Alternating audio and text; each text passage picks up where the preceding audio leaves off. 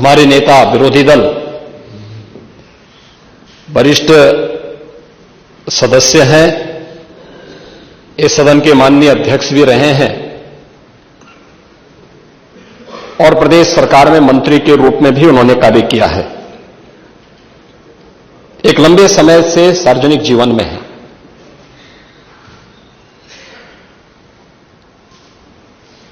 बुद्ध को हम भी मानते हैं,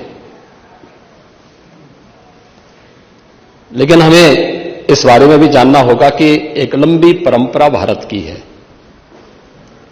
और भारत की उसी परंपरा के अनुरूप भारत की विरासत और विकास के समन्वय के साथ ही सरकार कार्य कर रही है।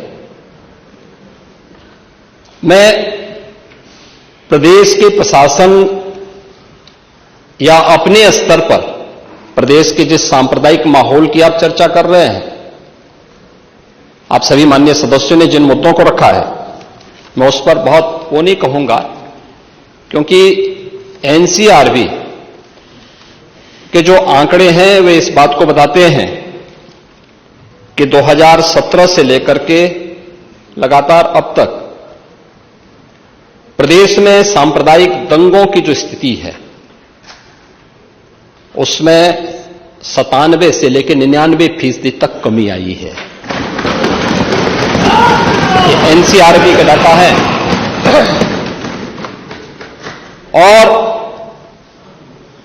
जो दो, जिसको वास्तव में आप दंगे कहते हैं, ये दंगे उत्तर प्रदेश में 2017 से लेकर के अब तक नहीं हुए हैं।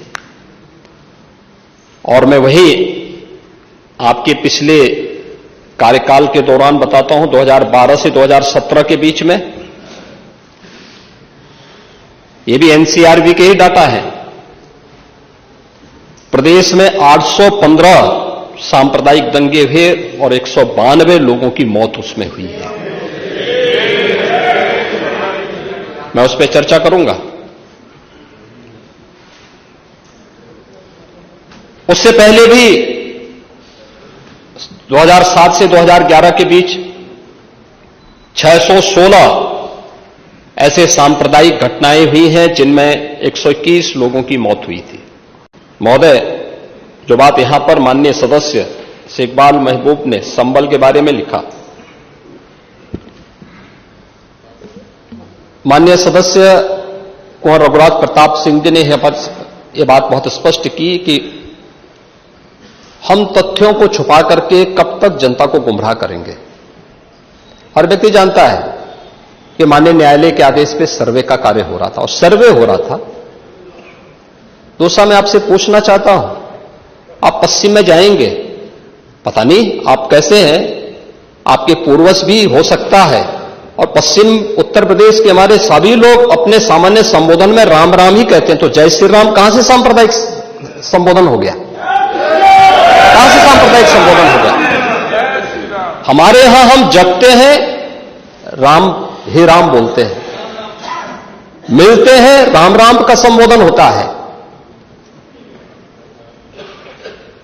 और अंतिम यात्रा में विदा करते हैं तब भी राम नाम सत्य है ही बोलते हैं। राम के बगैर तो हमारा कोई काम ही नहीं है। और अगर जय श्री राम किसी ने बोली दिया तो इसमें उत्तेजना का मतलब, ये नियत आप समझ सकते हैं उस नियत को। ये चढ़ाने वाला नहीं है, ये चढ़ाने वाला नहीं है, ये चढ़ाने वाला नहीं है। एक दूसरा, आपने कुंदरकी की जीत को वोट की लूट बताया। आप एक सदस्य का अपमान कर रहे हैं। आपके सदस्य की तो जमानत जब्त हो गई वहां पे। और क्या ये सच नहीं है? इस समय तो आज डिजिटल मीडिया का है। वहां का पठान, वहां का शेख सब कह रहे साहब हमारे पूर्वज तो हिंदू थे और आप भी, आपके पूर्वज भी हिंदू थे। क्या ये सच नहीं है? और क्या ये सच नहीं है कि देशी और विदेशी मुसलमानों की आपसी भिड़ंत है जो वर्षों की लड़ाई को लेकर के वहां चल रहा है?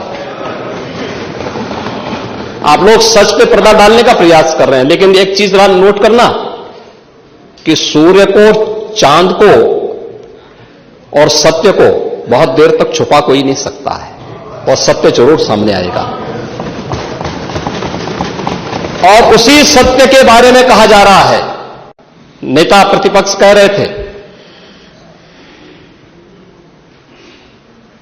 कि वहां की स्थिति ऐसी है कि अगर मंदिर आ भी जाएगा, मंदिर बन जाएगा। मैं कहता हूं, तो बाबरनामा भी कहता है कि हर मंदिर को तोड़ करके एक ढांचा खड़ा किया गया।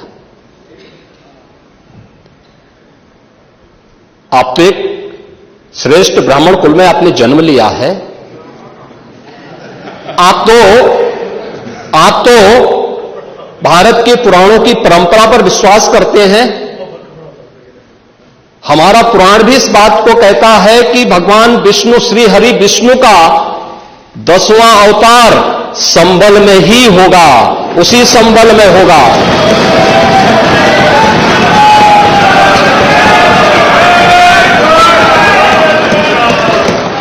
और यह तो केवल सर्वे की बात थी।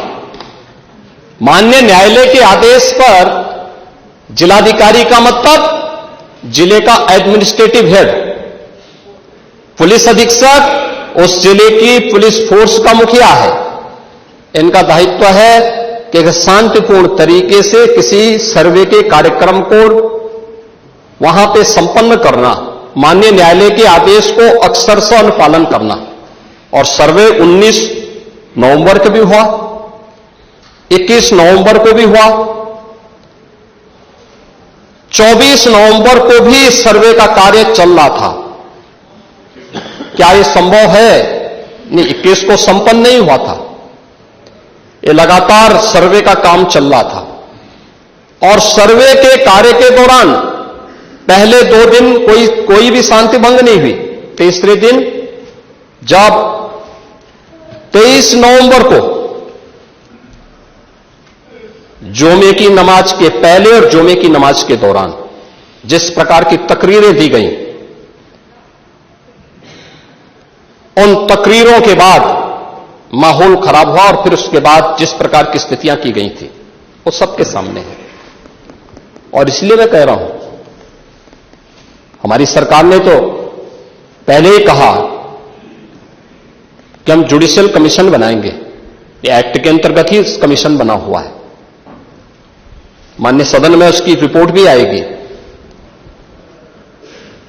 दूध का दूध और पानी का पानी सबके सामने आएगा। मैं केवल एक बात कहना चाहता हूं कि अगर संभल के बारे में हम जब बात करते हैं, महोदय, एक लंबा सिलसिला है इस संभल का। और अगर मैं संभल की जब चर्चा करता हूं तो संभल में कैसे माहौल खराब किया गया वहां पे। ये संभल में दंगों का जो इतिहास है 1947 से ही प्रारंभ होता है। 1947 में एक मौत होती है। 1948 में 6 लोग मारे जाते हैं। 1958 में भी दंगा होता है। 1962 में भी दंगा होता है। 1976 में भी 5 लोगों की मौत वहां पर हुई थी। और 1978 में 184 हिंदुओं को सामूहिक रूप से जला दिया गया था। 184 हिंदुओं को हत्या हुई थी, हिंदुओं की हत्या हुई थी और जलाया भी गया था। और 184 हिंदू मारे गए थे वहां। 184। मैं वही तो कह रहा हूं ना, आप उस सच को स्वीकार नहीं करेंगे, आप उस सच्चाई को स्वीकार नहीं करेंगे। और लगातार कई महीनों तक वहां कर्फ्यू था। 1980 में फिर दंगा हुआ था, एक मृत्यु हुई। 1982 में फिर दंगा हुआ, एक मृत्यु हुई। 1986 में 4 लोग मारे गए। और 1990 फिर 1992 में 5 मौतें हुई। 1996 में 2 मौतें हुई। ये लगातार ये सिलसिला चलता रहा। 1947 से लेकर के अब तक 209 हिंदुओं की निर्मम हत्या वहां हुई है संभल के अंदर, 209 हिंदुओं की। और एक भी बार किसी ने उन निर्दोष हिंदुओं के लिए कभी 2 शब्द नहीं कहे, उनके प्रति, उन परिवारों के प्रति संवेदना के शब्द नहीं कहे। महोदय, जो आज घड़ियाली आंसू बहा रहे हैं, ये लोग कभी भी उन निर्दोष हिंदुओं के बारे में कभी 2 शब्द नहीं कहे। वहां पर 1978 में जो दंगा हुआ था, महोदय, किस प्रकार की स्थिति थी। एक वैश्य जिसने सबको उधार दे रखा था पैसा, और उस बात को मानता था कि साहब मैं तो सबको पैसा देता हूं, मेरे यहां तो सब व्यवसाय के साथ जुड़े हुए हैं। अगल बगल के हिंदू दंगा होने के बाद उनके घर में इकट्ठे होते हैं। इकट्ठा होने के बाद उनको घेर लिया जाता है। घेरने के बाद वो बोलते हैं, भाई आप हमें क्यों घेर रहे हैं? कहा जाता नहीं, क्योंकि तुम इन हाथों से पैसा मांगोगे, इसलिए उनके हाथ काटे जाते हैं, फिर उनके पैर काटे जाते हैं, और फिर उनका गला रेंध करके हत्या होती है। ये लोग सौहार्द की बात करते हैं, शर्म नहीं आती इन लोगों को सौहार्द के बारे में चर्चा करने की। 1978 से जो मंदिर आज निकल रहा है, 1978 से इन लोगों ने कभी खोलने नहीं दिया उस मंदिर को, जो आज बजरंगबली का मंदिर निकल रहा है, जो वहां पर आज 22 कुएं किसने बंद किए थे? इन 22 कुओं को भी वहां पे बंद किया गया। और वहां का माहौल इतना तनावपूर्ण किसने बनाया था? ये पत्थरबाज कौन थे? एक भी गिरफ्तारी बिना साक्ष्य के नहीं हो रही है।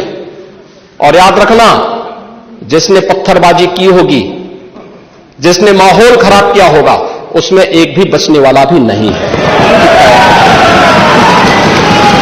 एक भी नहीं बचेगा।